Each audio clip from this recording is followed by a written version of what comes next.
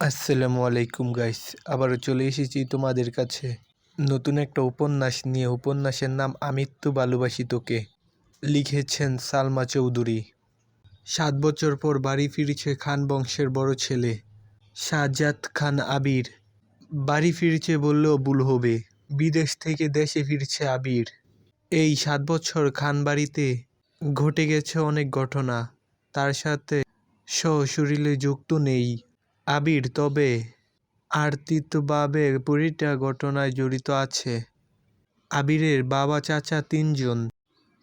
আবিরের বাবা সবার বড়, নাম আলী আহমেদ খান।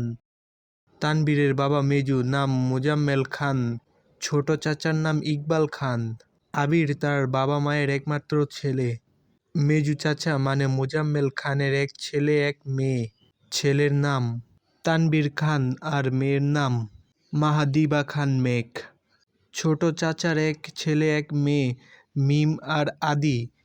এখনও তারা এলাকার যৌথ ফ্যামিলির মধ্যে শ্রেষ্ঠ। বাড়ির সকলের প্রাণ যেন একই সুতায় বাঁধা। 5 ভাই বোনের মধ্যে আবির সকলের চোখের মণি।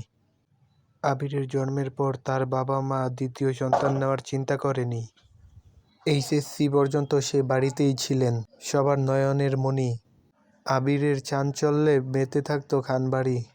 আচমকা যেন পরিবেশটা পাল্টে গিয়েছে। 18 বছর বয়সে আবিরের হঠাৎ করে স্কলারশিপে বিদেশে পড়তে যাওয়া। বাড়ির সকলের সাথে শারীরিকভাবে যেমন দূরত্ব বেড়েছিল, তেমনি দূরত্ব বেড়েছিল মানসিকতার। 7 বছর পর আবিরের সাথে বর্তমান আবিরের আকাশ পাতাল পার্থক্য। দেখেও যেন চেনার উপায় নেই। 6 ফুট লম্বা ছেলেটা, গায়ের রং শ্যামলা, গাল ভর্তি চাপদাড়ি, চুলের স্টাইল কোনো নায়কের থেকে কম না। তার ফ্যাশন, তার লুক যে কোনো মেয়েকে এক দেখাতেই প্রেমে পড়তে বাধ্য। প্লেনে বসে আবির অবলীলায় ভেবে যাচ্ছে অতীতে ফেলে আসা স্মৃতিগুলো, সেই চাঞ্চল্যকর মুহূর্তগুলো এখন শুধু স্মৃতির পাতায়। মাকে রেখে এসেছিল সেই যৌবনের প্রথম দিকে, যখন তার বয়স ছিল 18।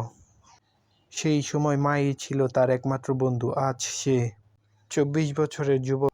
এতগুলো বছর একটা দিনও বাদ যায়নি যে মায়ের সাথে ফোনে কথা বলেনি সে। বাড়ির সকলের সাথেই মোটামুটি কথা বলার চেষ্টা করেছে। ছোটবেলার স্মৃতিগুলো ভাবতে ভাবতে নিজের দেশে পৌঁছে গিয়েছে আবির। এয়ারপোর্টে আবিরের বাবা আলী আহমেদ খান আর তানবীর দাঁড়িয়ে আছে। তানবীর সম্পর্কে তার চাচাতো ভাই আর